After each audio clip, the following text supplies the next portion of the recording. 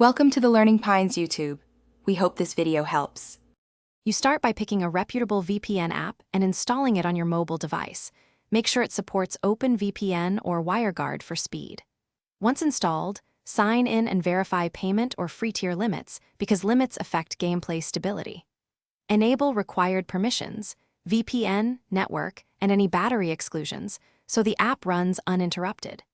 Now connect to a nearby low-latency server to minimize ping before opening Roblox. This gives you a quick, secure path toward the next configuration step. Once connected, you fine-tune settings. Choose WireGuard or OpenVPN for faster throughput and lower CPU overhead. Then perform a quick ping test. Aim for under 100 ms for acceptable Roblox play.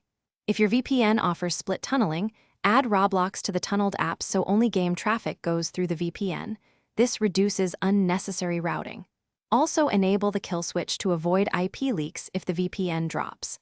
After adjustments, relaunch Roblox and check latency and asset loading speed. To finish, always restart Roblox after connecting the VPN so session IPs refresh. This prevents authentication errors.